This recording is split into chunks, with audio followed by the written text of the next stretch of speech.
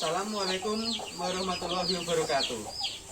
Perkenalkan, nama saya Zidni Afamani, NIM 2301 0119 1301 57, anggota kelompok 2 dari kelas ilmu kesehatan ternak D. Pada kesempatan kali ini, saya akan membahas mengenai pemeriksaan ternak ruminansia. Pemeriksaan ternak dibagi menjadi pemeriksaan anamnesa, pengamatan jarak jauh, pengamatan jarak dekat, dan pemeriksaan fisik sapi. Pemeriksaan kesehatan sapi dilakukan pada kandang Bapak Tekad yang beralamatkan di RT 1 RW 3 Desa Palon, Kecamatan Jepon, Kabupaten Blora, Provinsi Jawa Tengah. Pemeriksaan anamnesa akan saya lakukan dengan mewawancarai pemilik kandang, yaitu Bapak Tekad, mengenai kesehatan ternak, kondisi kandang, dan lingkungan sekitarnya. Permisi Pak Tekad, Anda sudah melakukan kegiatan peternakan sejak kapan ya Pak? Saya menggeluti ternak ini mulai tahun 2014. Jadi berawal 2014 itu saya mencoba di yang bibitnya, artinya yang peranakannya. Kemudian tahun 2015 kita mencoba lagi yang pengemukannya, apakah Blora ini cocok untuk pengemukan atau tidak. Ternyata seiring dengan berjalannya waktu cocok juga Blora untuk pengemukan sapi. Anda mendapatkan ilmu peternak dari siapa ya Pak? Kalau ilmu tentang peternak sapi itu saya sering mengikuti seminar-seminar atau mungkin pelatihan-pelatihan, baik itu dari dinas atau mungkin yang sifatnya dari swasta. Jumlah ternaknya ada berapa ya Pak? Ini kalau breeding sampai saat ini ada 18 ekor, terus yang pengemukan ada 7 ekor. Kalau misalnya ada sapi yang sakit itu, Anda bisa tahunya bagaimana ya Pak? Ini kebetulan saya sama anggota kelompok yang lain itu kan kita dekat dengan dinas peternakan. Tentunya setiap kali ada sapi sakit kami langsung kontak ke dokter hewan. Salah satu penyakit yang pernah menyerang ternak di sini apa ya Pak? Kebanyakan penyakit yang ada di ternak-ternak saya dan teman-teman yang lain itu adalah demam 3 hari atau dokter bilang itu BF. Tapi setiap kali ada penanganan dari dokter, mungkin setelah 3 hari mungkin sudah menuju ke kesembuhan. Supaya ternaknya tidak sakit diberi apa ya Pak? Atau diperlakukan seperti apa ya Pak? Untuk menjaga ternak agar tidak mudah kena sakit, satu, kebersihan kandang harus selalu dijaga.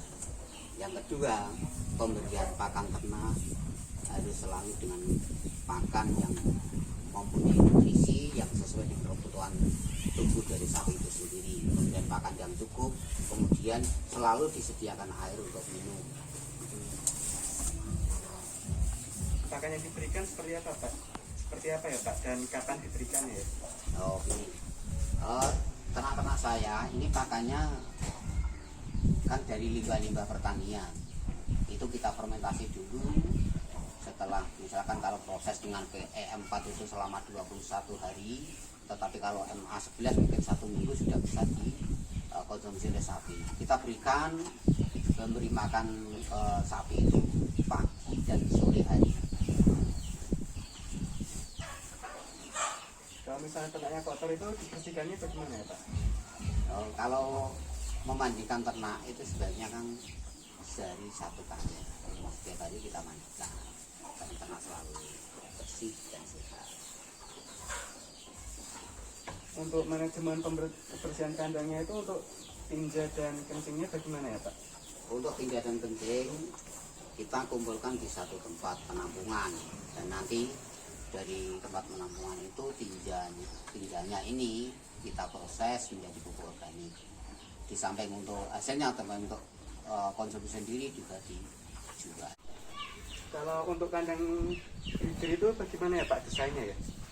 Begini, untuk kandang berbibitan itu kan saya buat adu bokong, biasanya adu bokong. Kenapa kok adu bokong? Karena peternak itu setiap pagi membersihkan kotoran kan dari belakangnya. Jadi sembari itu kita bisa melihat, oh sapi ini birahi atau tidak. Jadi akan mempermudah itu semuanya. Karena dari berbagai penelitian itu kebanyakan sapi itu birahinya malam. Otomatis kalau malam paginya pasti mungkin ada lendir atau apa, itu akan cepat kelihatan. Tujuannya itu, jadi kandang pembibitan itu kalau sapinya itu adu bokong lah, saling membelakangi gitu.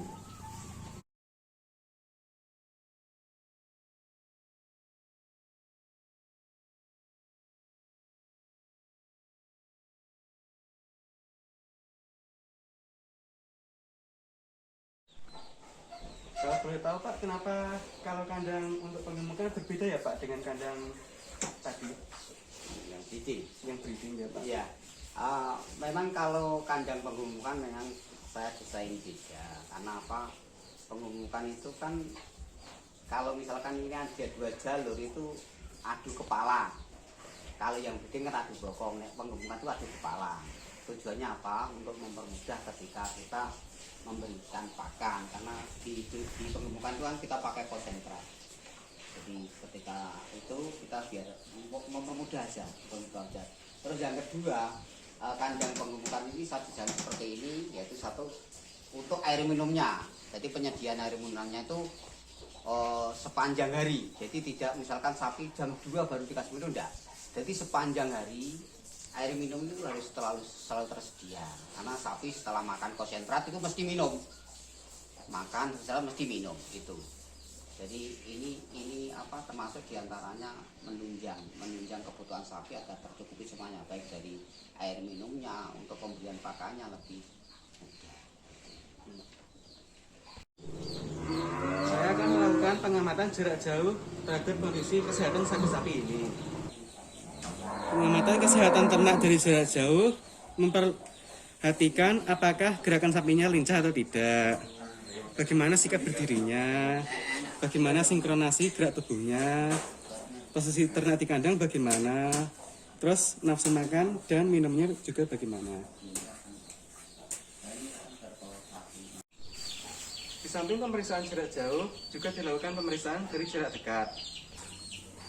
Pemeriksaan jarak dekat dilakukan dengan cara melihat respon sapi saat didekati, kelainan yang nampak, kondisi permukaan tubuhnya, kondisi lubang-lubang pada tubuhnya, serta gerak pernafasan, dinding, dada, dan perut. Setelah pemeriksaan jarak jauh dan jarak dekat, akan dilakukan pemeriksaan fisik pada sapi. Pemeriksaan fisik dilakukan untuk mendeteksi luka yang terdapat pada tubuhnya. Apakah terjadi dehidrasi pada sapi, warna pupil matanya, frekuensi pernafasannya, frekuensi jantung, frekuensi nadi, suhu tubuh, dan suhu rektal. Pemeriksaan suhu tubuh dilakukan dengan cara memegang kuping sapi. Apabila kuping terasa tidak panas, maka sapi dalam kondisi sehat. Namun, apabila kuping terasa panas, ada kemungkinan sapinya sakit. Pemeriksaan mata sapi dilakukan dengan cara melihat bagaimana kondisi mata sapi. Apabila mata sapi terlihat bersinar dan cerah, maka sapi sehat. Sedangkan apabila terlihat tidak bersinar, kemungkinan sapi sedang mengalami sakit. Pemeriksaan denyut jantung sapi dilakukan dengan cara menempelkan stetoskop pada kaki kiri bagian depan sapi, kemudian didengarkan.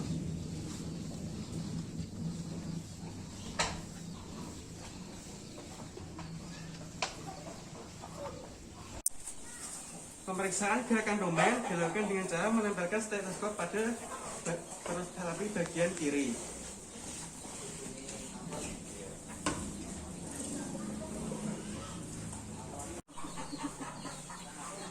Pemeriksaan pernafasan sapi dilakukan dengan cara menempelkan stetoskop pada bagian kaki depan sapi bagian kanan.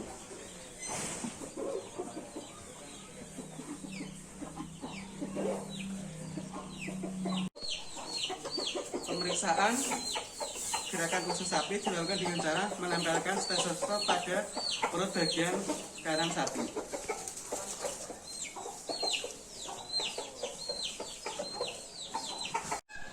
Pemeriksaan perabaan dilakukan dengan cara meraba-raba kulit sapi dan mencari apakah terjadi luka atau tidak. Perabaan dilakukan pada seluruh permukaan tubuh sapi. Pemeriksaan dehidrasi dilakukan dengan cara mencubit pada kulit sapi. Apabila saat pencubitan kulitnya segera kembali, maka sapi tidak mengalami dehidrasi. Namun apabila saat dicubit kembalinya lama, maka sapi tersebut kemungkinan besar mengalami dehidrasi. Pemeriksaan isi perut sapi dilakukan dengan cara mengetuk bagian perut sapi. Apabila mengeluarkan suara nyaring, berarti sapi tersebut kembung karena perutnya terisi gas. Namun apabila tidak mengeluarkan suara nyaring, sapi ini isi perutnya adalah pakan. Pemeriksaan denyut nadi sapi dengan cara memegang arteri ventral yang terdapat pada ekornya dan dihitung berapa banyak denyutnya selama 1 menit. Pemeriksaan suhu rektal sapi dilakukan dengan cara memasukkan termometer ke dalam rektum sapi. Ditunggu hingga termometer selesai melakukan pengukuran dan hasilnya dicatat. Demikian materi yang dapat saya sampaikan pada kesempatan kali ini. Terima kasih Bapak TK sudah memfasilitasi dan memberikan waktunya.